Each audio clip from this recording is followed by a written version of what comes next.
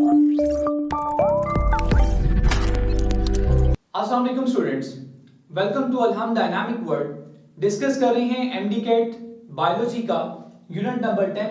हमारा जो first lecture है उसमें हम बात करेंगे कम्युनिकेशन की।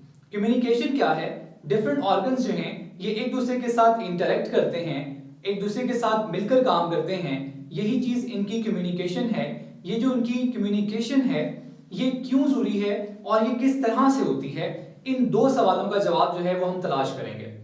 पहली बात का जवाब क्या है? वाई का आंसर ये है कि it is necessary for survival. अगर कम्युनिकेशन नहीं होगी तो हम अपने डिफरेंट टास्क जो हैं वो परफॉर्म नहीं कर सकेंगे, और अगर डिफरेंट टास्क परफॉर्म नहीं कर सकेंगे तो इससे हमारा सर्वाइवल खतरे में पड़ जाएगा। देखिए, होता ये है कि हम कॉन्स्टेंटली इंटरेक्ट करते हैं अपने एक्सटर्नल एनवायरनमेंट के साथ, और एक्सटर्नल एनवायरनमेंट में आने वाली जो चेंजेस हैं या इंटरनल एनवायरनमेंट में आने वाली जो चेंजेस हैं हमने उनको रिस्पॉन्ड करना होता है। रिस्पॉन्स देने के लिए आपके डिफरेंट बॉडी ऑर्गन्स को मिलकर काम करना पड़ता है, और मिलकर काम ये तभी कर सकेंगे जब ये आपस में कम्युनिकेट करेंगे। तो अगर कम्युनिकेशन नहीं होगी तो मिलकर काम नहीं होगा, रिस्पॉन्स नहीं दे पाएंगे और हमारा सर्वाइवल जो है वो खतरे में पड़ जाएगा। दूसरी बात है हाउ, ये काम हम करेंगे कैसे। तो मैं आपसे एक बेसिक आइडिया शेयर करता हूं और उसके बाद फिर हम इसकी फर्दर डिटेल्स जो है वो डिस्कस करेंगे।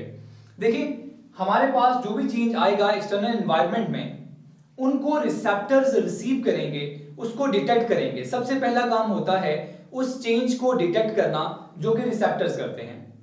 रिसेप्टर्स जो हैं ये हमारी बॉडी के अंदर डिफरेंट टाइप के होते हैं, जैसे कि इलेक्ट्रोमैग्नेटिक रिसेप्टर होते हैं लाइट को डिटेक्ट करने के लिए। इस तरीके से हमारी बॉडी के अंदर पेन के लिए नोसिसेप्टर होते हैं, हमारी बॉडी के अंदर केमिकल्स के लिए कीमोरिसेप्टर होते हैं, हमारी बॉडी के अंदर टच, वाइब्रेशन, प्रेशर के लिए क्या होते हैं, और साउंड की वेव्स के लिए हमारे पास मैकेनोरिसेप्टर होते हैं। तो हमारे पास डिफरेंट टाइप के क्या होते हैं, रिसेप्टर होते हैं, जो कि डिफरेंट जो मोडालिटीज हैं उनको सेंस करते हैं, उनको डिटेक्ट करते हैं। एक दफा जब ये चीज डिटेक्ट हो जाएगी, जब चेंज डिटेक्ट हो जाएगी, तो कम्युनिकेट किया जाएगा विद कोऑर्डिनेटर्स कि ये चेंज आया है, अब इसको क्या रिस्पॉन्ड करना है।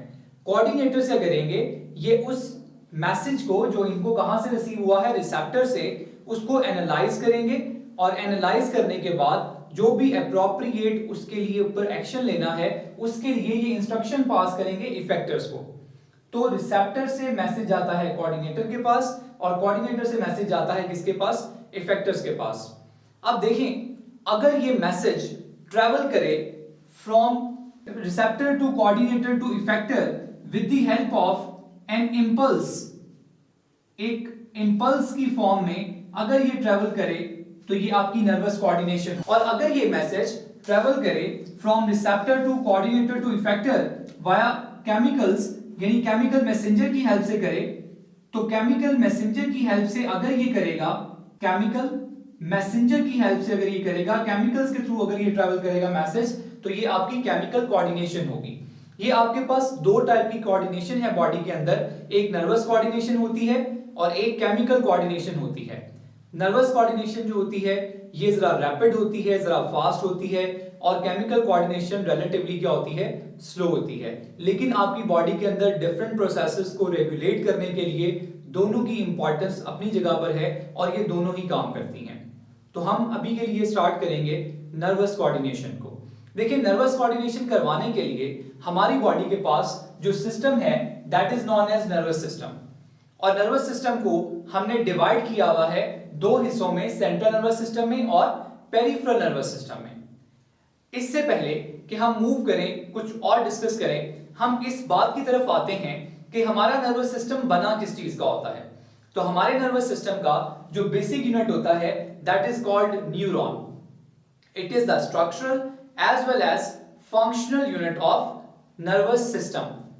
हायर एनिमल्स में इसके साथ साथ कुछ और सेल्स भी होते हैं, और वो और सेल्स कौन से हैं, उनको हम कहते हैं न्यूरोग्लायल सेल्स। उनका नाम क्या होता है, न्यूरोग्लायल सेल्स उनको कहते हैं। ठीक है, इनको आप सिर्फ ग्लायल सेल्स भी कह सकते हैं। तो न्यूरोग्लायल सेल्स होते हैं जो कि नर्वस सिस्टम के अंदर शामिल होते हैं अलोंग विद न्यूरॉन्स। एक चीज यहां पर याद रखिएगा, जो न्यूरॉन्स हैं ये ना सिर्फ नर्वस सिस्टम को बना रहे हैं बल्कि उसके लिए फंक्शन भी परफॉर्म कर रहे हैं। जो कम्युनिकेशन का फंक्शन है वो ये परफॉर्म कर रहे हैं। जबकि जो न्यूरोग्लियल सेल्स हैं, दो के ये नर्वस सिस्टम में प्रेजेंट होते हैं और ये उसके स्ट्रक्चर का हिस्सा भी हैं, लेकिन ये कम्युनिकेशन में रोल प्ले नहीं करते। तो फिर इनका रोल क्या होता है? ये न्यूरॉन्स को असिस्ट करते हैं, ये उनको न्यूट्रिशन देते हैं, ये उनके साथ साथ उनके फंक्शन में उनको असिस्ट कर रहे होते हैं। तो इनका जो फंक्शन है वो असिस्टेंस ऑफ न्यूरॉन है। ठीक हो गया? ये आपको जो न्यूरोग्लियल सेल्स हैं इनका फंक्शन क्लियर हो गया। अब हम बात करेंगे न्यूरॉन की। एक जो न्यूरॉन है उसका स्ट्रक्चर आपके सामने बना हुआ है। एक न्यूरॉन के अंदर 3 बेसिक स्ट्रक्चर होते हैं। पहला स्ट्रक्चर जो उसका होता है that is known as cell body. ये जो स्ट्रक्चर है इसे हम कहते हैं सेल बॉडी। और सेल बॉडी जो है इसका दूसरा नाम होता है साइटोन या सोमा। ये मेन पार्ट होता है न्यूरॉन का, जिसके अंदर उसके साइटोप्लाज्म होता है, उसका न्यूक्लियस होता है और बाकी के ऑर्गेनेल्स होते हैं। अगर मैं यहां पर मेंशन करूं कि सेल बॉडी में क्या क्या चीजें होती हैं, तो सेल बॉडी जो है इसके अंदर न्यूक्लियस होगा, इसके अंदर साइटोप्लाज्म होगा और इसके अंदर ऑर्गेनेल्स होंगे। इन ऑर्गेनेल्स में कौन कौन से ऑर्गेनेल्स आ जाते हैं? इसमें आ जाते हैं endoplasmic reticulum, Golgi apparatus, mitochondria. ये सारी चीजें जो हैं वो इसी के अंदर पड़ी होती हैं। इसके अलावा एक चीज बड़ी स्पेशल मेंशन करने वाली है यहां पर, और वो है नीजल ग्रैन्यूल्स। यहां पर नीजल ग्रैन्यूल्स प्रेजेंट होते हैं। ये नीजल्स ग्रैन्यूल्स जो हैं ये क्या चीजें होती हैं? नीजल ग्रैन्यूल्स बेसिकली राइबोसोम्स के क्लस्टर होते हैं। राइबोसोम्स के क्लस्टर होते हैं। तो अगर हम इसको यहां पर बनाना चाहें तो हम इसको यहां पर इस तरह से बना सकते हैं। ठीक है, ये क्या है? ये नीजल ग्रैन्यूल्स होते हैं। डन हो गया। और ये राइबोसोम्स के क्लस्टर होते हैं। अदर देन दिस एक और चीज बड़ी इंपॉर्टेंट है जो कि आपको यहां पर एक नया वर्ड देखने को मिलता है, वो है न्यूरोफिब्रिल। न्यूरोफिब्रिल जो है ये बेसिकली इंटरमीडिएट फिलामेंट होता है जो कि न्यूरॉन के साइटोस्केलेटन का पार्ट होता है और ये ट्रांसपोर्टेशन के अंदर जो मटेरियल्स की मूवमेंट होती है उनके अंदर उसकी शेप को मेंटेन करने के अंदर इन्वॉल्व होता है। ठीक है, तो ये सब चीजें आपको कहां मिलेंगी? ये सब चीजें आपको मिलेंगी सेल बॉडी के अंदर। तो सेल बॉडी जो है वो मेन न्यूट्रिशनल पार्ट है और ये सबसे कहले इंपॉर्टेंट है क्योंकि इसके पास साइटोप्लाज्म हर चीज जो है वो इसी के पास पड़ी होती है। अब जो आपका सेल बॉडी है इससे एक्सटेंशंस बनती हैं और उन एक्सटेंशंस को हम दो तरह से आइडेंटिफाई करते हैं। एक वो एक्सटेंशंस होती हैं जो कि मैसेज को लेकर आती हैं toward cell body, toward cell body. ऐसी एक्सटेंशंस जो कि मैसेज को लेकर आए टुवर्ड सेल बॉडी, उनको हम नाम देते हैं डेंड्राइट्स का। क्या नाम देते हैं? डेंड्राइट्स का नाम देते हैं, डेंड्राइट्स। ठीक है, सिंगल होगा तो डेंड्राइट कहेंगे, एक फाइबर को डेंड्राइट कहेंगे। तो dendrites are those extensions of cell body which carry message toward cell body. Cell body के अंदर जिस तरह से नीजल ग्रैन्यूल्स होते हैं बिल्कुल वैसे ही आपको नीजल ग्रैन्यूल्स जो हैं वो कहां पर मिल जाएंगे? वो आपको डेंड्राइट्स के अंदर भी मिल जाएंगे। तो डेंड्राइट्स जो होते हैं they also carry nasal granules. ठीक है, इनके अंदर भी नीजल ग्रैन्यूल्स जो हैं वो प्रेजेंट होते हैं। ये आपके डेंड्राइट्स हो गए। डेंड्राइट्स जो हैं ये मैसेज को रिसीव कर रहे होते हैं, मैसेज को ला रहे होते हैं सेल बॉडी की तरफ। एक और एक्सटेंशन जो है जो कि आपको यहां पर नीचे की तरफ नजर आ रही है, एक लंबी सी जो एक्सटेंशन है, ये बेसिकली क्या है? ये है axon. This is called axon. ये स्ट्रक्चर एक्सॉन कहलाता है। ठीक है, और इसका जो साइटोप्लाज्म है उसे हम एक्सोप्लाज्म कहते हैं। इसके अंदर भी क्या होता है? माइटोकॉन्ड्रिया होता है और बाकी की चीजें प्रेजेंट होती हैं।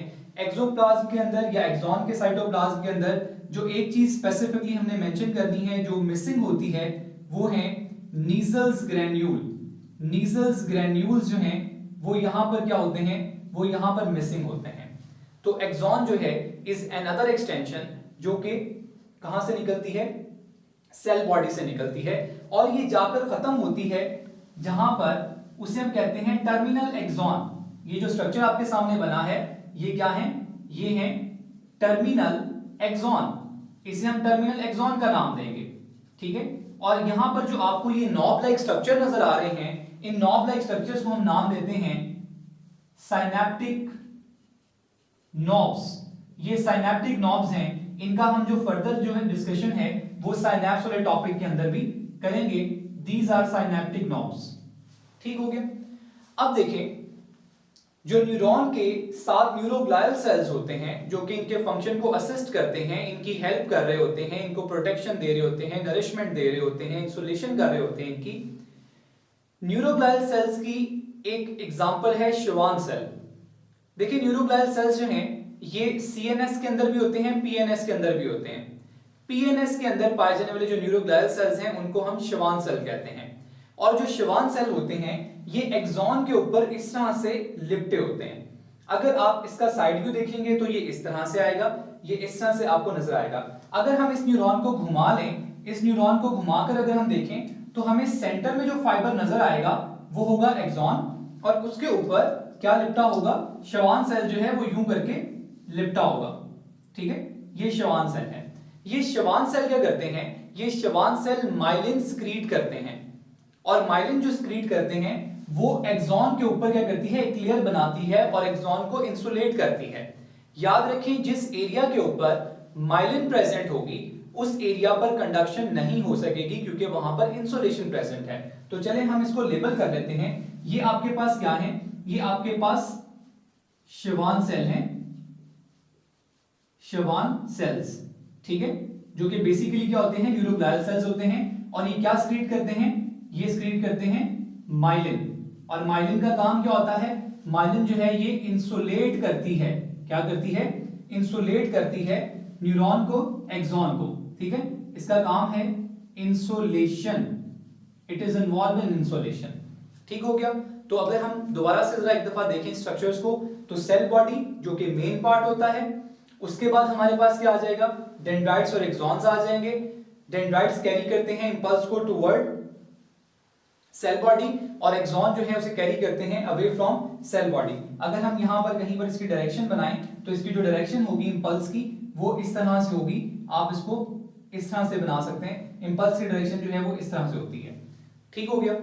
ये आपके पास न्यूरॉन का बेसिक स्ट्रक्चर है और साथ में आपने शिवान सेल समझ लिया कि किस तरीके से लिपटे होते हैं एट टर्मिनल। अब अगर आप गौर से देखें तो आप देख सकते हैं कि जिस एरिया में शिवान सेल हैं वो एरिया और जो नेक्स्ट शिवान सेल है उसके दरमियान का जो एरिया होता है ये थोड़ा सा खाली एरिया होता है।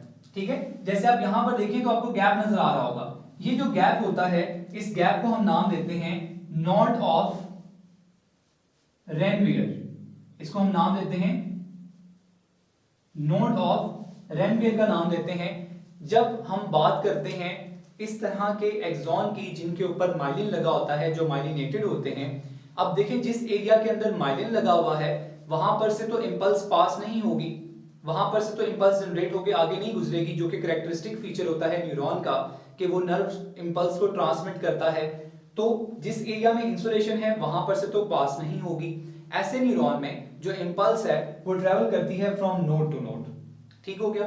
तो जो न्यूरॉन है ये बेसिक स्ट्रक्चरल और फंक्शनल यूनिट होते हैं। इंपल्स की जनरेशन इनका मेन काम होता है और ये इनकी क्या है, स्ट्रक्चर्स होते हैं जो कि आपके सामने हैं। अब हमारी बॉडी के अंदर 3 तरह के न्यूरॉन जो हैं वो एग्जिस्ट करते हैं। एक होते हैं सेंसरी न्यूरॉन, एक होते हैं इंटर न्यूरॉन और एक होते हैं मोटर न्यूरॉन। हम बात दोबारा से स्टार्ट करेंगे सेंसरी न्यूरॉन से। सेंसरी न्यूरॉन जो होते हैं जिनको आप एफेरेंट न्यूरॉन्स भी कहते हैं, ये सेंसरी न्यूरॉन्स जो हैं जिनको आपने दूसरा नाम क्या दिया, एफेरेंट न्यूरॉन का। एफेरेंट आपने इसको इसलिए कहा क्योंकि ये मैसेज को लेकर आता है सीएनएस की तरफ। अभी हम इस चीज को समझते हैं, ठीक है, कि हम इनको एफेरेंट न्यूरॉन क्यों कह रहे हैं। सेंसरी न्यूरॉन जो हैं ये सेंसरी ऑर्गन से मैसेजेस लेते हैं और उस मैसेज को ये लेकर जाते हैं सेंट्रल नर्वस सिस्टम की तरफ। अगर आप एक सेंसरी न्यूरॉन के स्ट्रक्चर को देखें तो आप देख सकते हैं कि इसके पास ये इसकी सेल बॉडी है और सेल बॉडी के पास बिल्कुल साथ ही एक छोटी सी प्रोजेक्शन है और उस प्रोजेक्शन ने आगे चल के 2 हिस्सों में डिवाइड हो जाना होता है। एक हिस्सा आपको ऊपर नजर आ रहा है, एक हिस्सा आपको नीचे नजर आ रहा है। अगर हम इस ऊपर और नीचे वाले स्ट्रक्चर को देखें तो इसका जो बेसिक स्ट्रक्चर है वो एक्सॉन की तरह का है, यानी ये जो पूरा फाइबर है ये बेसिकली क्या है, ये पूरा फाइबर बेसिकली एक्सॉन की तरह का होता है। लेकिन फिर भी हम इसके एक हिस्से को डेंड्रॉन का नाम देते हैं और एक हिस्से को हम इसके एक्सॉन का नाम देते हैं। ऐसा क्यों है? ऐसा अगेन इंपल्स की डायरेक्शन की वजह से होता है। इसका वो हिस्सा, सेंसरी न्यूरॉन का वो हिस्सा जो कि किसी भी सेंसरी स्ट्रक्चर, जैसे कि सपोज अगर ये स्किन के सेल्स हैं तो यहां से अगर वो मैसेजेस को कैरी कर रहा है टुवर्ड सेल बॉडी तो हम उसको नाम देंगे डेंड्रॉन का। क्या नाम देंगे? हम उसे डेंड्रॉन का नाम देंगे। This one is dendron. ठीक है, तो ये जो डेंड्रॉन है ये क्या है? ये डेंड्रॉन बेसिकली माइलिनेटेड डेंड्रॉन है। ये मैसेज को कैरी कर रहा है किसकी तरफ? सेल बॉडी की तरफ कैरी कर रहा है। ठीक है, और इसको हम एक और नाम देते हैं, हम इसको नाम देते हैं पेरिफेरल फाइबर का। क्या नाम देते हैं? This one is peripheral fibre. ये पेरिफेरल फाइबर होता है। तो ये मैसेज को कहां पर लेके जाता है? ये मैसेज को लेकर जाता है सेल बॉडी के पास, और सेल बॉडी से जो आगे मैसेज जाता है वो जाता है एक्सॉन की वजह से, और एक्सॉन जो है इसको हम नाम देते हैं सेंट्रल फाइबर का। This one also known as central fibre, क्योंकि ये सेंट्रल नर्वस सिस्टम की तरफ जा रहा है तो इसका नाम क्या होगा? इसका नाम होगा सेंट्रल फाइबर। ठीक हो गया।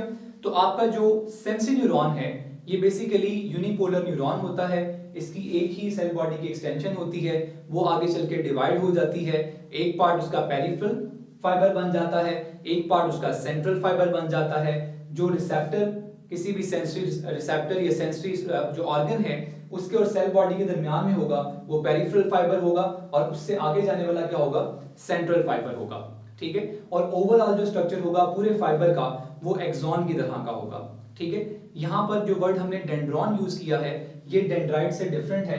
डेंड्राइट्स जो होते हैं ये ब्रांच होते हैं, और अगर सिंगल हो तो उसे हम डेंड्राइट कहते हैं, जबकि अगर हो ही सिर्फ एक फाइबर तो उसे हम डेंड्रॉन कहते हैं। ठीक हो गया। अब देखें, सेंसरी जो न्यूरॉन होता है ये कनेक्टेड होता है इंटर न्यूरॉन के साथ। किसके साथ कनेक्टेड होता है? इंटर न्यूरॉन के साथ। जो इंटर न्यूरॉन होते हैं इनका हम दूसरा नाम रखते हैं रिले न्यूरॉन्स या एसोसिएट न्यूरॉन। ठीक है, इनके कितने नाम हैं? इनके इंटर न्यूरॉन भी इन्हें कहते हैं, या फिर इन्हें रिले न्यूरॉन भी कहते हैं, या फिर इन्हें एसोसिएट न्यूरॉन भी कहते हैं। ये हमें मिलते हैं सीएनएस के अंदर, सेंट्रल नर्वस सिस्टम के अंदर हमें ये मिलते हैं। ठीक है, और आप देख सकते हैं कि ये भी मल्टीपोलर होते हैं। ये जो मल्टीपोलर का कॉन्सेप्ट है वो ये है कि इनकी जो सेल बॉडी है it give rise to many branches, many projections. और इसमें जो एक चीज नोट करने वाली है वो ये है कि इनके डेंड्राइट्स इतने ज्यादा प्रोफ्यूजली डिवाइडेड हैं कि इनकी ट्री की तरह की लुक आती है। ठीक हो गया। वैसे भी जो न्यूरॉन के ऊपर स्पाइनी लुक होती है, जो स्पाइनी लुक होती है वो किसकी वजह से होती है? वो डेंड्राइट्स की वजह से होती है। तो ये इनके डेंड्राइट्स हैं, ये सेल बॉडी है, और ये क्या है? ये इसका एक्सॉन है, और ये एक्सॉन के आगे टर्मिनल एक्सॉन है। अब ये जो सेंट्रल नर्वस सिस्टम के न्यूरॉन्स होते हैं ये मैसेजेस को एनालाइज करते हैं। एक्चुअली आपका सेंट्रल नर्वस सिस्टम ही आपका कोऑर्डिनेटर है, तो यहाँ पर मैसेजेस का क्या होगा? यहाँ पर मैसेजेस का एनालिसिस होगा। और सेंट्रल नर्वस सिस्टम के जो न्यूरॉन्स होते हैं ये जुड़े होते हैं मोटर न्यूरॉन के साथ। This one is motor neuron. ये भी मल्टीपोलर होता है क्योंकि इसकी भी बहुत सारी क्या होती हैं? प्रोजेक्शंस होती हैं। तो आपका जो रिसेप्टर होता है, जो सेंसरी स्ट्रक्चर होता है, वो सेंसरी न्यूरॉन के साथ कनेक्ट होता है विद इंटर न्यूरॉन, और इंटर न्यूरॉन्स जो हैं ये कनेक्टेड होते हैं विद मोटर न्यूरॉन। और मोटर न्यूरॉन जो होता है ये इंटर न्यूरॉन से जो इन्हें इंस्ट्रक्शन मिलती हैं उनको अल्टीमेटली कहां पर लेकर जाता है? उनको लेकर जाता है ये इफेक्टर के पास। और इफेक्टर्स जो हैं हमारी बॉडी के अंदर दो प्रिंसिपल इफेक्टर हैं, एक है मसल्स और एक है ग्लैंड्स। तो इस तरीके से आपकी जो कोऑर्डिनेशन है ये कंप्लीट होती है फ्रॉम रिसेप्टर टू इफेक्टर। और क्योंकि यहाँ न्यूरॉन्स इन्वॉल्व हैं, नर्व इंपल्सेस इन्वॉल्व हैं, तो लिहाजा ये नर्वस कोऑर्डिनेशन होगी। ठीक हो गया। तो ये हमारे पास डिफरेंट टाइप के न्यूरॉन्स हैं, ये हमारे पास इनका आपस का लिंक है, ये आपने याद रखना है।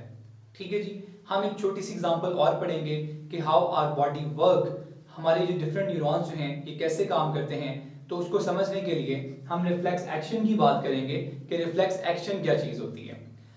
रिफ्लेक्स एक्शन जो है ये बेसिकली एक इनवॉलंटरी प्रोसेस है, ये एक इनवॉलंटरी एक्शन है जो कि रैपिड होता है और जिसके अंदर ब्रेन के हायर सेंटर्स इन्वॉल्व नहीं होते।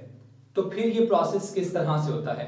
देखिए, इस प्रोसेस में होता ये है कि जो भी आपका सेंसरी स्ट्रक्चर होता है, जब वो किसी ऐसी चीज के साथ इन कांटेक्ट आता है जो कि बहुत ही ज्यादा डेंजरस है, जैसे किसी शार्प ऑब्जेक्ट को आपका हाथ लगता है या किसी गर्म चीज को आपका हाथ लगता है, तो क्या होता है कि वहां पर मौजूद जो सेंसरी न्यूरॉन्स होते हैं वो एक मैसेज जो है वो क्रिएट करते हैं, एक इंपल्स जो है उसे जनरेट करते हैं, और ये मैसेज जो है ये सेंसरी न्यूरॉन्स के थ्रू ट्रेवल करता करता कहां चला जाता है?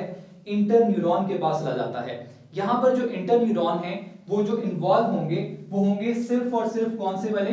सिर्फ और सिर्फ स्पाइनल कॉर्ड के, क्योंकि हमने ऊपर ही मेंशन कर लिया है कि हमारे पास यहां पर क्या चीज इन्वॉल्व नहीं होगी? ब्रेन इन्वॉल्व नहीं होगा। तो जो इंटर न्यूरॉन है वो सिर्फ स्पाइनल कॉर्ड के इन्वॉल्व होंगे। तो सेंसरी न्यूरॉन जो है वो मैसेज देगा कहां पर? स्पाइनल कॉर्ड में मौजूद इंटर न्यूरॉन्स को, और इंटर न्यूरॉन्स जो हैं वो मैसेज देंगे किसको? आगे से मोटर न्यूरॉन्स को, और मोटर न्यूरॉन्स जो है वो मैसेज इसको देंगे इफेक्टर को, और इफेक्ट प्रोड्यूस हो जाएगा। ठीक है, तो यहां से मैसेज गया स्पाइनल कॉर्ड के पास, स्पाइनल कॉर्ड के इंटर न्यूरॉन ने वाया मोटर न्यूरॉन मैसेज दिया मसल को, और ये मसल करेगा, कॉन्ट्रैक्ट करेगा, और आपका जो हाथ है वो किसी गर्म चीज को या शार्प ऑब्जेक्ट को लगा था हो गया, आ जाएगा, वापस आ जाएगा। अब देखिए जो मैंने पाथवे आपके सामने बनाया है कि सेंसरी न्यूरॉन से कहां पर गए? इंटर न्यूरॉन के पास। इंटर न्यूरॉन से कहां पर आए? इंटर न्यूरॉन से थर्ड क्या होता है? मोटर न्यूरॉन, और मोटर न्यूरॉन से कहां पर चले गए? इफेक्टर के पास चले गए। ये जो पैसेज है इस पैसेज को हम कहते हैं रिफ्लेक्स आर्क, क्योंकि ये शॉर्टेस्ट पाथवे होता है टू रिस्पॉन्ड। ये वो पाथवे है जो कि रिफ्लेक्स एक्शन परफॉर्म करने के लिए रिक्वायर्ड होता है, और ये इसलिए इंपॉर्टेंट है कि ये इसकी सर्वाइवल वैल्यूज होती हैं। इस तरह के हमारी बॉडी में और भी बहुत सारे रिफ्लेक्सेस होते हैं जो कि हमारी बॉडी को इक्विप करते हैं फॉर बेसिक सर्वाइवल। ठीक है, ये आप कह लेंगे हमारी जो बेसिक सर्वाइवल किट है ये उसका हिस्सा होते हैं। ठीक है, अगर हमारी बॉडी में रिफ्लेक्सेस नहीं होंगे तो अगेन क्या होगा? हमारी बॉडी जो है या हमारा सर्वाइवल जो है वो खतरे में पड़ सकता है। ठीक है, But how does the reflex arc work? If you touch a hot plate, receptors in your fingers sense the heat. The stimulus goes along a sensory neuron as an electrical impulse to the central nervous system in the spinal cord. There, the signal passes from the sensory neuron to a relay neuron across a junction called a synapse, using chemicals called neurotransmitters. The relay neuron passes the impulse on to a motor neuron, and the motor neuron carries the impulse to an effector, such as a muscle which takes action and moves your hand. Remember, all this happens very quickly. It's quite automatic and no decision making is involved because the reflex arc does not involve the brain. तो जैसा कि आपने इस animation में देखा कि किस तरीके से आपका हाथ जो है जब किसी भी डेंजरस कह लें कि ऑब्जेक्ट को, जैसे कि यहाँ पर हमारी जो एनिमेशन थी उसके केस में फायर को टच करता है, तो किस तरीके से सेंसरी न्यूरॉन जो है वो मैसेज लेकर जाते हैं स्पाइनल कॉर्ड के पास, जो कि इस केस के अंदर क्या है? इस केस के अंदर जो कि आपका बेसिकली कोऑर्डिनेटर का काम करेगा, जो कि रिफ्लेक्स सेंटर का काम करेगा, जिसने इस रिफ्लेक्स को कंट्रोल करना है। और फिर कैसे उस स्पाइनल कॉर्ड ने मैसेज जो है वो मोटर न्यूरॉन को दिया, और मोटर न्यूरॉन ने वो मैसेज आकर मसल को दिया, और मसल जो है वो कॉन्ट्रैक्ट हुए और आपका हाथ पीछे आ गया। इसमें ब्रेन इन्वॉल्व नहीं है, लेकिन ब्रेन को मैसेज जाएगा जरूर। ये जो बाद में हमें पेन होती है और हमें एहसास होता है कि ये क्या हुआ हमारे साथ, ये एक्चुअली ब्रेन से एनालिसिस जो है ये बेसिकली ब्रेन से हो रहा होता है। ठीक हो गया, तो ये हमारा आज का टॉपिक था। अल्लाह हाफिज।